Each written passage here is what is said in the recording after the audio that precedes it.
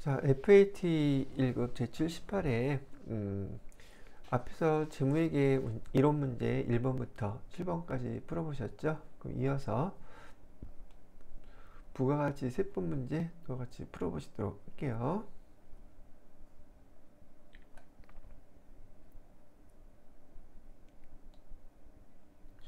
자, 8번부터 재무 세법 부가가치세 문제죠. 같이 한번 보도록 합시다. 다음 중 부가가치세법상 사업장에 대한 설명 물어보고 있어요. 사업장에 대한 설명으로 옳지 않은 것 찾으래요. 자, 이 문제를 풀기 위해서 여러분 배경 지식으로는 이런 것들이 있으셔야지 돼요. 우선 업종별로 사업장의 범위라고 되는데 어떤 게 사업장이에요? 그런데 여기 업종별 사업장의 범위를 굳이 이렇게 정리를 해드리는 이유는 사업장이 한 군데가 아닐 경우에요. 많은 경우 대부분은 사업장이 사업하시는 분들 한 곳이잖아요.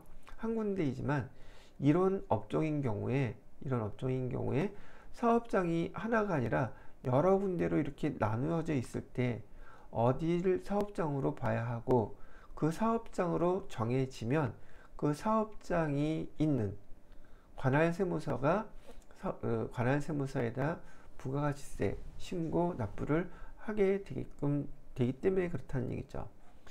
여기 광업인 경우에 광업사무소 소재지 그런데 그 채굴을 하는 광산은 여기 있고 사업장은 떨어져서 있고 탄광 같은 데 얘기한다면 강원도에 그 채굴하는 석탄 탄광이 있고 여기 그 사무 업무를 보는 곳은 서울에 있다고 하면 이 사무소를 여기 그 채굴이 이루어지는 이 현장에서 이 강원도 뭐 강릉이라고 하면 강릉에 뭐 세무소에다가 신고 납부해야 되는지 아니면 서울 사무소에 있는데 여기다 해야 되는지 이런 걸 갖다가 명확하게 구분해 주기 위해서 이렇게 업종별 사업장은 여기가 사업장입니다.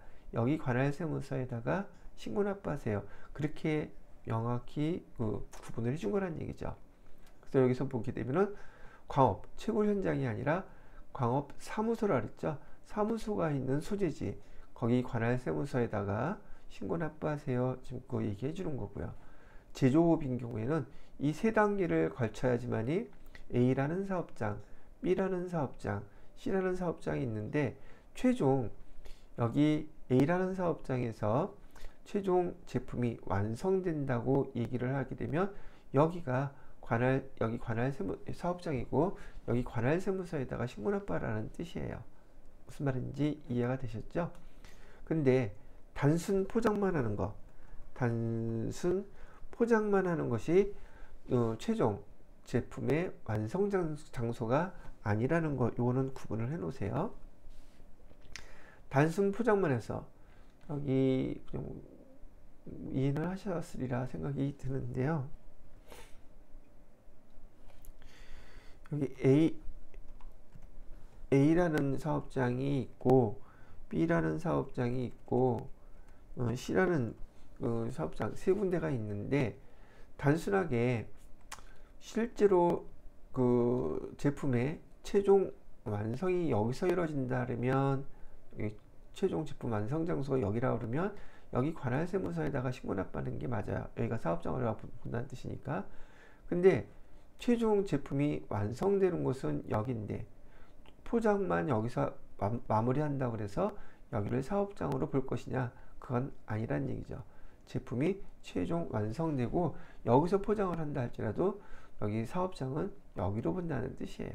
이런 뜻. 그 다음에 건설업이라든지 운수업이라든지 부동산 매매 얘네들은 사업장이 되게 여러 군데란 말이죠. 그죠? 건설업도 A라는 데서 B라는 데서 C라는 데서 각 지역별로 지금 여기 건물이 지어지고 있어요. 그럼 도대체 어느 사업장에서 부가가치세 신고납부 해야 되는 사업장이냐 이런 게 헷갈릴 거 아니겠어요? 이렇게 여러 곳이 있다 할지라도 이 여러 곳에 총괄해서 그 사무 업무를 보는 곳이 있다면 바로 이 총괄 사무 업무 보는 곳, 여기 관할 세무서에다가 신고 납부하라. 즉 여기가 사업장이다. 이렇게 구분을 해주는 거예요. 운수업도 버스, 뭐 고속버스 같은 경우 운수업 업체는 그 버스 하나하나마다 돈을 벌게 되는데 그 버스 하나하나가 다 사업장이란 말이죠. 그런데 서울도 가고 경기도도 가고 부산, 대전 이런 데 막 가는데 그 버스들이 다 많이 있다 할지라도 이걸 총괄해서 여기 사무 업무를 보는 여객 운수 사무소 있죠. 거기가 사업장이에요. 거기 관할 세무서에다 신고 납부해라. 부동산 매매업도 차이가 있다면 법인, 개인과 법인이 뭐 이렇게 나뉘어져 있지만, 자, 법인 등기부상 소재지가 사업장이고요. 개인인 경우에는 업무를 총괄하는 사업장, 여기가 사업장이라고 본다. 이렇게 구분을 하고 있는 거예요. 무인 자동 판매기 같은 경우에도 보통 무인 자동 판매기 사업을 하시는 분들은 한 군데가 아니라 그 무인 자동 판매기가 수십 대가 있는 분들이 있더란 말이죠. 지역도 여기저기 다 나뉘어져 있는 경우 이 무인 자동 판매기 자체 하나하나가 다 사업장인데 그 사업장을 하나하나 따로 볼 것이냐? 아니요. 얘도 마찬가지로 이 무인 자동 판매기를 관할하는 그 사업장이 별도로 사무 업무를 보는 곳이 있을 것이란 말이죠. 거기 관할 세무서가 사업장이 되더라. 그래서 여기 사무 업무 총괄 장소. 자, 다단계 판매원 같은 경우는 다단계 판매업자의 주된 사업장. 다단계 판매원은 개인 한 사람 보험 하시는 분들 생각하시면 될 텐데 그런 분들인 경우에도 거기 모여서 그 개인 한 분 한 분이 다 사업장이거든요, 사실은. 그런데 거기 그 판매원들의 모이는 장소, 거기서 주로 사무업을 처리하는 곳, 거기가 사업장이라고 본다는 얘기예요. 부동산 임대업인 경우 여기 임대업과 매매업 차이점 구분해 놓으시고요. 부동산 등기부상 소재지가 사업장이다. 이렇게 판단을 하세요. 자, 그 다음에 얘는 사업장일까요? 아닐까요? 그거 물어보는 거예요. 직매장은 사업장이에요. 그러나 하치장은 물건을 갖다가 보관, 관리를 목적으로 하는 시설이기 때문에 사업장으로 보지 않는다. 임시사업장도 마찬가지로 사업장으로 보지 않는다. 여기 동그라미 표로 되어 있네요. 틀렸어요. 임시사업장은 사업장으로 보지 않는다. 자, 이렇게 구분을 해 놓으시면 되겠습니다. 그래서 이 사업장과 관련돼서는요, 그 사업장 하나마다 관할 세무서에다가 신고, 납부하게끔 되어 있는 게 원칙이에요. 사업장 하나마다. 그런데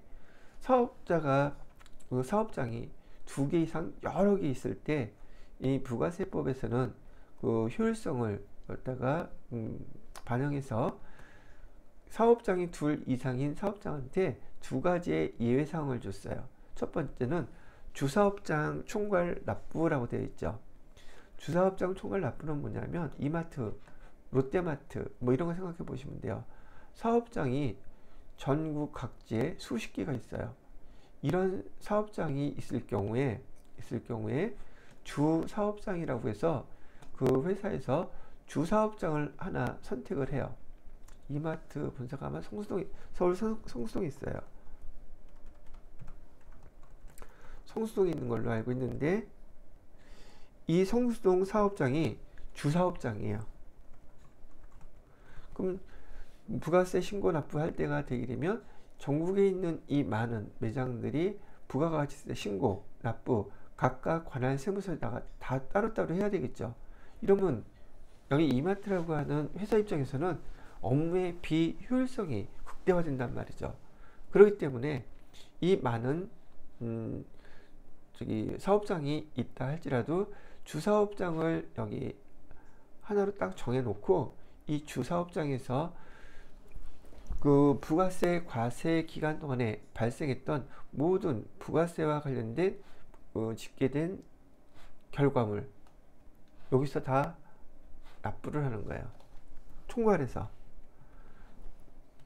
그러면 사업장에서는 어떤 사업장에서는 우리가 납부세액이 있는 사업장도 있을 것이고 환급세액이 있는 사업장도 있겠죠. 하여튼 모든 사업장을 총괄해서 이 성수동에 있는 관할 세무서에다가 전국에서 벌어진 모든 부가세에 대한 납부만이에요. 납부만. 시험 문제에서는 신고납부까지를 얘기를 하는데, 납부라는 것은 이 납부세액, 환급세액 더하고 빼고 해서 결과론적으로 돈을 국세청에다가 내는 것을 얘기하는 것이고요. 대신에 여기 전국에 있는 각 사업장은 각 사업장의 관할 세무서에다가 별도로 각자 신고를 해야지 돼요. 신고는 부가가치세 신고서 제출을 하는 것을 신고라고 그래요. 그래서 신고서는 각 사업장의 관할 세무서에다가 각자 제출을 하는 것이고, 그 결과의 금액, 돈만 납부하는 거예요. 이걸 갖다가 우리는 주사업장 총괄 납부라고 불러요. 이 사업장들은 있잖아요. 사업자 등록번호가 다 달라요. 대표자도 다, 지점장들이 다 따로 있고요. 이런 차이점이 있다. 그런데 하나의 또 예외가 뭐냐면 사업자 단위 과세라는 제도가 있어요. 이거는 지금 이 모든 지역에 있는 사업장들이 있는데 똑같이 그 사업장에 누군가 사주라고 해서 사장님 있으실 거 아니겠어요? 회장님이나 사업자가 있을 거예요. 보통 우리는 이 사람을 예를 들어서 회장이나 사장이라고, 그 많은 지점의 사장이라고 생각하시고요. 이 사업자한테 사업자 등록증을 발급해 줬어요. 그리고 이 모든 사업장이 사업자한테 발급된 이 사업자 등록증 하나밖에 없는데, 사업장별로 사업자 등록증이 있는 게 아니라 이 사업자한테 발급받은 이 사업자 등록증을 전 매장에서 전 사업장에서 다 똑같은 걸 사용하고 있는 거예요. 이런 경우에는 여기 부가가치세 신고 납부할 때 여기가 말 그대로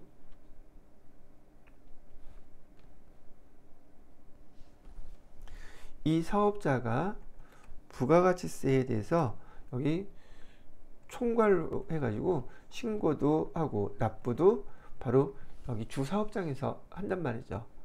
보통 그 본사라고 부르는 곳이에요. 여기가 본사에서 모든 부가가치세 총괄 신고도 납부도 사업자 단위 과세인 경우에 여기서 다 해요. 그러니까 주사업장 총괄 납부와 여기 사업자 단위 과세, 요거는 차이점이 있죠. 사업자 등록번호 여기는 다 똑같아요. 사업장이. 이것도 여러분들한테 부가가치세와 관련해서 말로 이런 거 물어본단 말이죠. 그래서 이 문제 하나를 가지고 여기 사업장과 관련된 것들 한번 쭉 간단하게 정리를 해드렸고요. 그럼 이런 지식이 여러분이 있다는 가정하에 이 문제를 풀어보는 거예요. 자, 사업장이 둘 이상인 경우 주사업장 총괄해서 부가가치세 신고 납부하는 것이 원칙이다. 제가 사업장이 2개 이상인 주사업장 총괄은 신고 납부라 그랬어요? 납부만이라 그랬어요?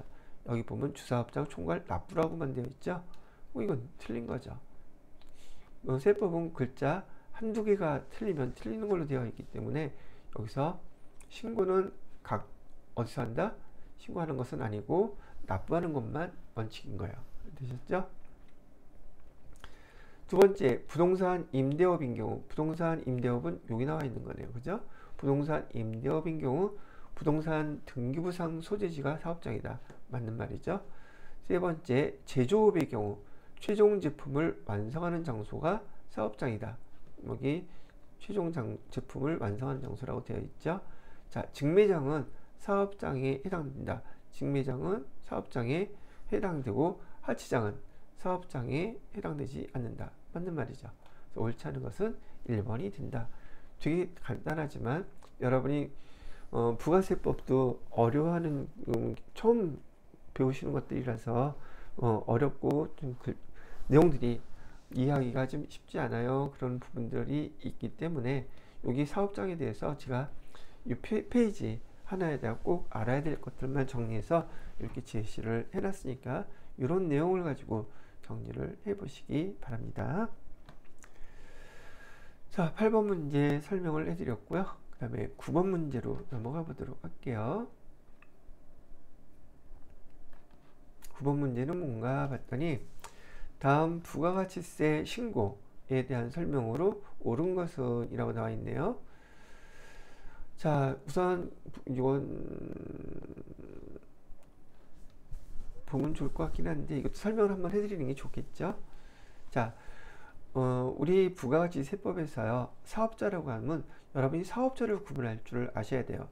일반적으로 여러분이 부가세법과 관련돼서 사업자 그러면은 그냥 사업자 그렇게만 기억을 하고 계시는데 명확하게 구분할 줄 아셔야 돼요. 부가세법과 관련돼서는요, 우리 여기 사업자는 크게 사업자와 개인인 비사업자를 구분합니다. 사업자는 부가세법에서 부가세 신고, 납부 의무가 있는 사람들을 얘기해요. 비사업자는요, 개인들, 우리 같은 사람들, 개인들은요, 부가가치세법 돈만 냈지 공제받거나 부가세를 갖다 환급받거나 이런 일은 없단 말이죠.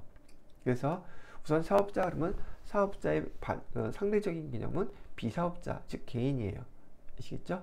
근데 우리가 포커스를 가져야 될 것은 사업자의 구분이기 때문에 사업자는 과세, 부가세를 갖다가 신고납부해야 되는 사업자와 부가가치세를 신고납부를 면제받는 면세사업자로 구분한다. 그래서 우리 여기서 본격적으로 여러분이 사업자 구분을 지금 바로 기억을 해주세요. 사업자는 과세사업자와 부가가치세를 내는 신고납부하는 그다음에 면세사업자로 구분한다. 이렇게 기억을 하시라는 얘기죠. 아시겠죠? 자, 부가가치세에 대해서 신고납부하는 이 과세사업자는 또 일반 과세자와 간이 과세자로 구분이 돼요.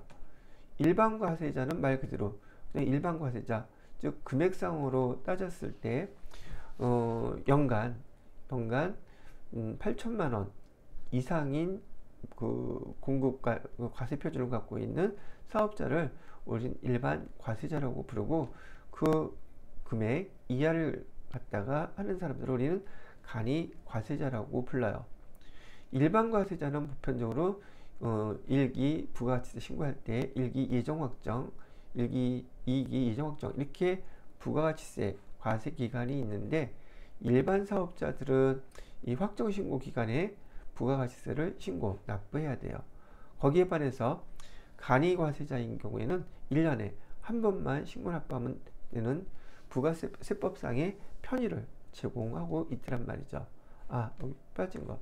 참고로 아까 우리 면세사업자는 부가세법상의 사업자가 아니라는 거, 이것도 기억을 해주셔야 돼요. 시험 문제에서 많이 물어보니까요. 면세사업자는요, 소득세법상의 사업자예요. 소득세법 또는 법인세법상의 사업자, 즉 부가세법상의 사업자 아니라는 거. 그래서 부가가치세를 납부할 것이 없다는 얘기를 하고 있어요. 자, 다시 과세사업자는 일반 사업자와 여기 간이 과세자로 이렇게 사업자로 구분을 하고요. 이 일반 사업자는요, 우선 형태상으로 법인, 그다음에 몇 년 전에 개정된 영세 법인 사업자, 개인 사업자 이렇게 세 가지로 구분이 됩니다. 우리 FAT 1급 경우에는 법인이 기준이기 때문에 법인 사업자를 기준으로 해서 모든 부가세법을 설명하고 있어요. 자, 개인 사업자 이렇게 셋이 나눈다 생각하시면 되겠고요. 자, 부가가치세 과세기간, 이거는 여러분이 다 알고 계시죠? 부가세법은 크게 기간을 1기와 2기로 구분해요. 그 1기, 2기를 두 가지로 나눈 다음에 예정, 확정, 2기도 예정, 확정. 기본적으로 법인 사업자는 이 1기 예정 확정, 2기 예정 확정, 부가가치세 신고 다 합니다. 과세 기간들은 다 알고 계시죠? 거기에 반해서 영세법인 사업자와 영세법인 사업자는 직전 연도 과세표준 공급가액이 1억 5천만 원 미만인 법인들이에요. 그걸 우리는 뭐라고 부르냐면 영세법인 사업자라고 불러요. 이 영세법인 사업자는 개인 사업자와 같은 부가가치세 신고 기준을 갖고 있어요. 확정 때만 신고를 합니다. 확정 때만. 그 다음에 이 사람들은 뭐 예정 신고는 안 해도 되냐? 예정 신고는 아니라 세무서에서 예정 고지라고 해서 고지서가 날라와요. 그래서 예정 때는 고지서 날라오는 대로 그냥 납부만 하면 돼요. 아시겠죠? 그리고 신고는 여기 1기 확정 때와 2기 확정 때 부가가치세 신고한다. 그렇게 기억해 주시면 되겠습니다. 되셨죠? 자, 그럼 이런 배경 지식을 가지고서 이 9번 문제를 볼게요. 폐업한 경우 폐업일이 속하는 날의 다음 달 말일까지 신고하여야 된다. 지금 여기서 옳은 거 찾으라 그랬죠. 그럼 여기서 뭐가 틀렸는지 아셔야지 돼요. 자, 요거는 제가 날짜를 한번 설명해 드릴게요. 자, 예를 들어서 10월 15일 날 폐업을 했어요. 그러면 10월 15일 날 폐업을 했다면 폐업일이 속하는 날에, 여기 날이죠. 이 날짜에 다음 달 말일까지면은 지금 얘는 문제에서는 며칠로 얘기를 하는 거예요. 11월 30일까지 부가가치세와 관련된 폐업 신고를 해야 된다는 얘기를 하고 있는 거죠. 이거 틀렸다고요. 왜 틀렸냐면 여기 폐업한 날이 속하는 달 마지막 날 있죠. 그러면 10월 31일일 거예요. 그 다음 달이에요. 다음 달 11월 25일까지 부가세 신고해야지 돼요. 폐업 신고. 그러면 다음 달 말일까지가 아니라 그 다음 달 25일까지예요. 부가세 신고하는 게 우리 다 25일이잖아요. 보시면. 그죠? 그래서 요 말은 요게 틀린 거예요. 이해하셨죠? 자, 그 다음에 두 번째, 확정 신고를 하는 경우 예정 신고 시 신고한 과세 표준도 포함해서 신고해야 된다.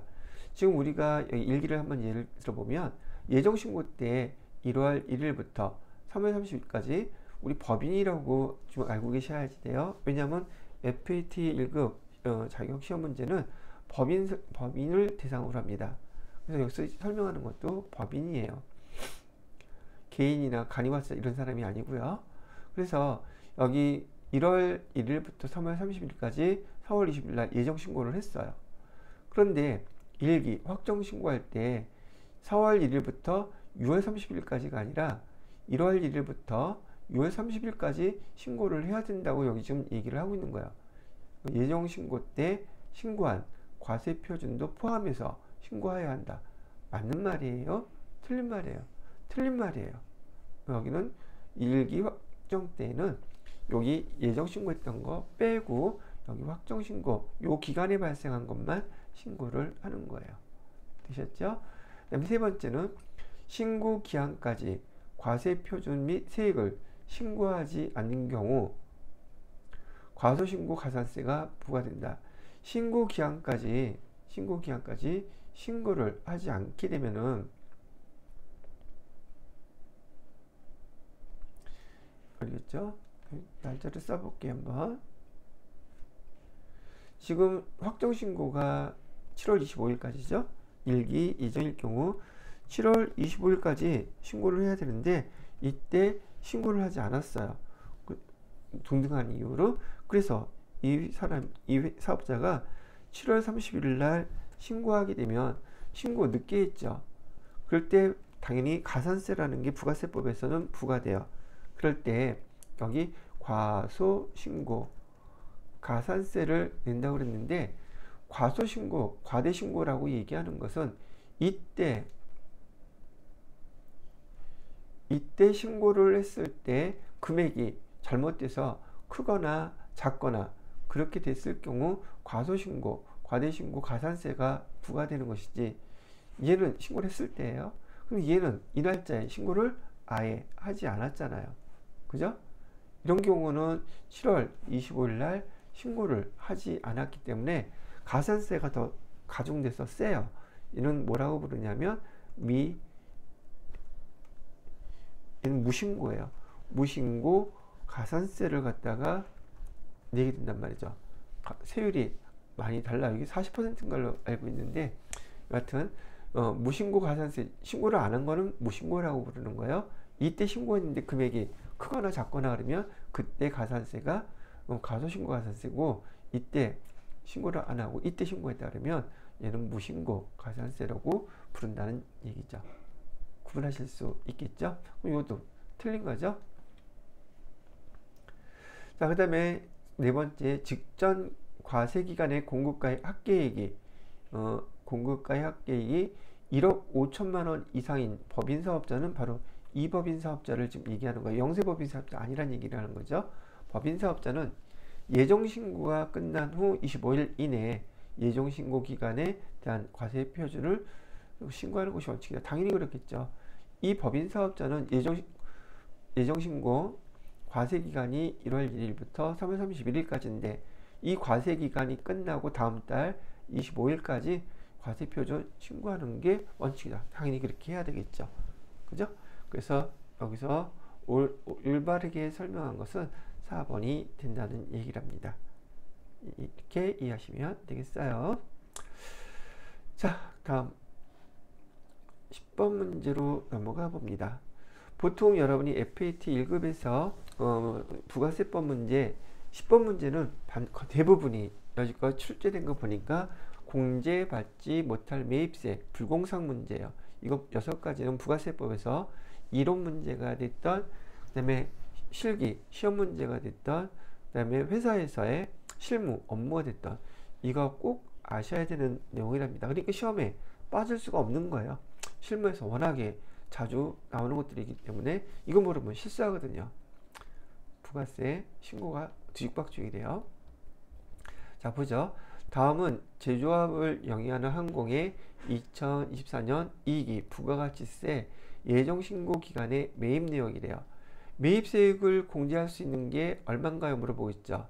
단 필요한 거래 증빙은 적법하게 수령에 따르는데, 매입세 공제액이 얼마냐고 물어보는 것은 매입세액을 공제받지 못하는 것도 여기에 포함되어 있다는 얘기가 되겠죠. 보통 우리 일반 업무, 일반 원재료를 구입할 때 매입세액이 발생했다면 당연히 공제 우리가 받을 수 있는 것이고요. 그다음에 두 번째, 개별 서비스의 과세 대상 자동차 구입했다는 것은 지금 여기서는 1000cc 경차죠. 이는 불공사항 중에 하나인 거예요. 불공사항이 6가지가 있는데 그 중에 여기에 해당되는 거예요. 그럼 당연히 이 매입세액은 공제받지 못하는 사항이 된다는 뜻이겠죠. 그 다음에 기계장치 여기 6가지에 해당되는 게 없어요.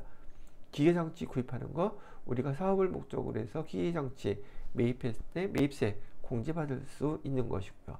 그 다음에 거래처에다 증정한대요. 이거 접대비죠. 여기 불공사항 접대비와 관련된 매입세 공제받을 수 있다 없다? 없다고요. 그럼 공제받을 수 있는 매입세액은 100만원, 200만원에서 금액이 총 300만원이 매입세액으로 공제받을 수 있다.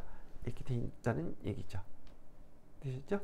그래서 이 불공사항은 여러분이 FAT 1급 세법 문제에서 거의 공통적으로 출제하는 문제라고 알고 계시고 일단 외워두시면 이런 문제는 틀리지 않지 않을까 하는 생각이 드네요. 자, 다음 시간에는 여기 이제 실기 우리 파트 여러분들하고 같이 해보도록 하겠습니다.